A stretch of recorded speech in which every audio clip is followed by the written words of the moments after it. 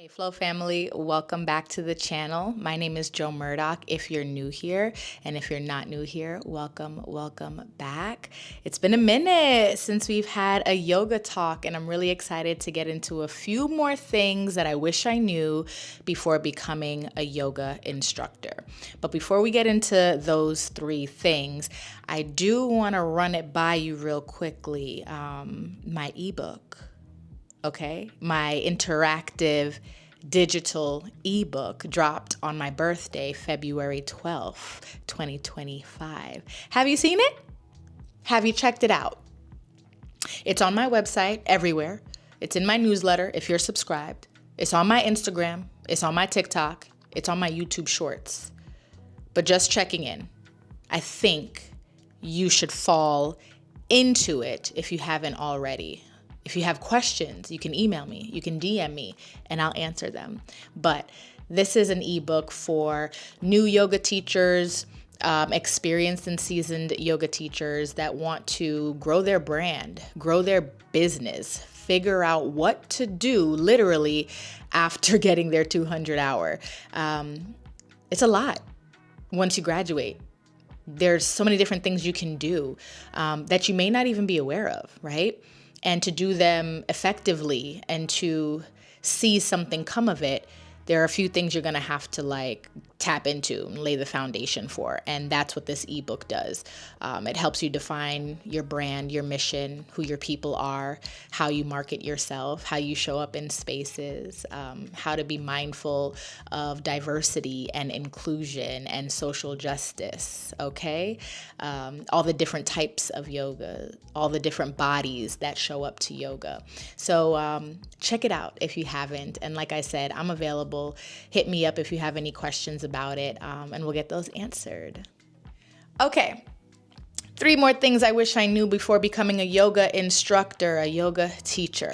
You got to look at your class when you're teaching, all right? You've created the class, you've practiced the class, you're in class and you're here, students are here, you're ready to teach. You've maybe, I hope, set aside a few cues for each position to help the class and the students get a little bit deeper into it, maybe even understand the mechanics of it or what body part this is stretching and or strengthening, okay? That's great. But also, when you teach that, let's say on the right side, you don't want to repeat yourself on the left. We've already heard it. The class has already heard it. So what do you say on the left outside of the shape and the name of the shape, right? You could look at your students.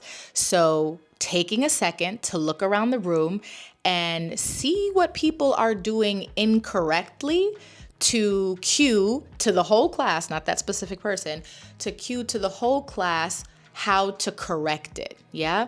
So if you see something and that's not quite what you wanted, or, possibly this happens, you didn't teach the shape correctly and someone ended up somewhere else, look at what they're doing and then speak again to the whole class, but yes, to them, on how to fix it and how to correct it, right? And that can fill up your time when you're teaching it on the left side so that you're not just saying the name of the shape and sitting in silence. You're offering something new based off of what you're seeing in the class.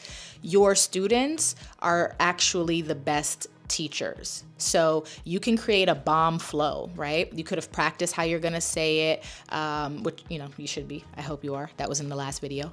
Make sure you're practicing how you're doing it. But then once you see it in someone else's body, once it comes out your mouth and into their ears and it doesn't land, they are your best teachers. You can then look at where they are and go from there.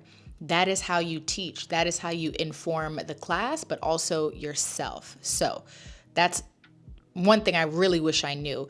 My class is going to give me the answers. The class is going to give me cues. The class is going to help me fill space and teach a class that is actually informative. There's nothing worse than taking class and the teacher does not look at the students at all. They're just talking. They're just following their script, or they're just kind of repeating the same thing that they repeat every single class. I'm tired of it. I promise you, your class is tired of it too. So just look around. They're going to give you the answers. All right. So the second thing that I wish I knew is that you need to kind of create your own opportunities as a yoga teacher. There are lots of studios out there that you can work at, you can audition for, boom, bam, done.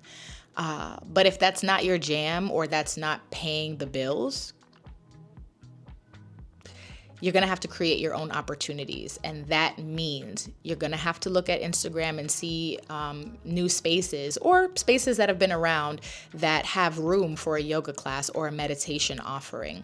You're going to have to hit up hotels, coffee shops, anything, anywhere, corporations, businesses, jobs that have space for you to come in and teach.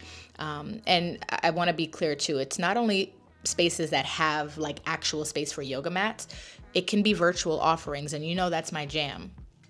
I am the virtual yoga auntie out here. So it can be, I create a package of 10 classes that are only available to this company for their wellness program. Or if you want to launch like a wellness month, right? I'll give you, let's say 12 classes, and every other day your employees can take classes on this portal or via my website. You got to make those opportunities. You have to create them. I feel like a lot of times people do not know what they can do with yoga and where yoga can make sense. For example, a wedding, bride and groom, they were just getting married, and they had all their people at a hotel because it was kind of like a destination wedding. And they were there for a couple days because there's the dinner beforehand or whatever. Oh, rehearsal dinner. It was a rehearsal dinner. And then the next day, I guess they were all making sure their dresses fit. Anyway, they were at the hotel like way before the wedding. So they hired me to teach a yoga class to all of their guests that traveled to that hotel, right? So think about that. You're sitting in a car or you're sitting on a plane, and then you get to this hotel and you're met with a lovely like yoga class to release the hips and to kind of ease you into this joyous and loving time, right? So I did a class for their friends and family at the hotel. The hotel has space. I brought my yoga mats. I made it made sense. The next day, I taught a yoga class to the bride and the groom before the ceremony, and that was a little bit more meditation. That was a little bit more centering to kind of bring them into a space of realizing that we're going to be in this bond and we're choosing each other every day moving forward. So I provided crystals, I provided a meditation, we did a little bit of partner yoga, right? Yoga makes sense everywhere. And sometimes you have to show people that, which means you have to create your opportunities. So keep that in mind.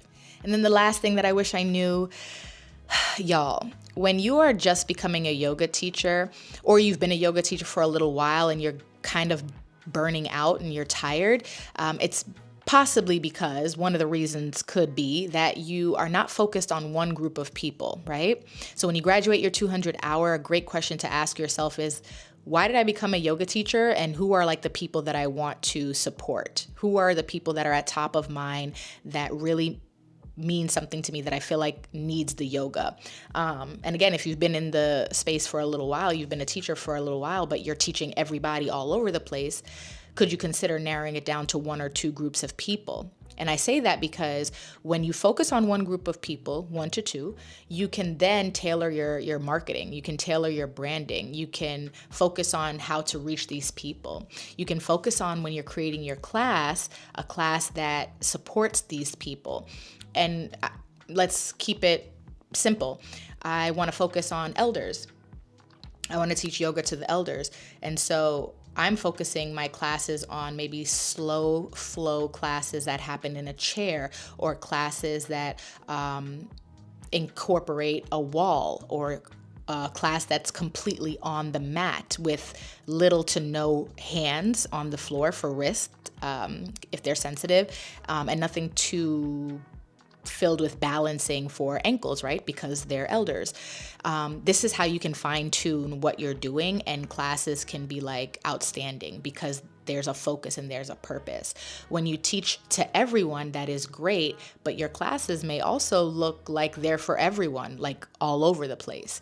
So something else I wish I knew was that, like, you can give the yoga to everyone, you can get the yoga out to everyone, but you should think about starting out with a group of people so that you can tailor what you're doing. You can kind of streamline, you can be focused. You never want to be like a jack of all trade, master of none, right? So just slow down. Who are those 1 to 2 groups of people? How do you like tap in and really create events, create opportunities that cater to them? Because that's how you get people to show up.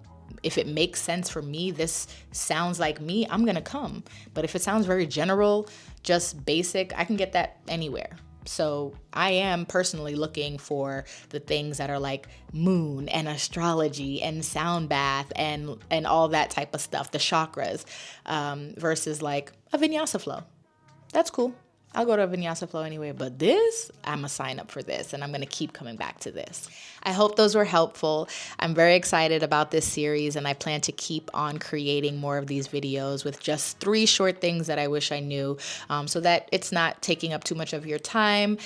You can walk away from this video with some things to think about and to digest, and then be on the lookout for more, because there are a lot of things that I wish I knew before becoming a yoga teacher.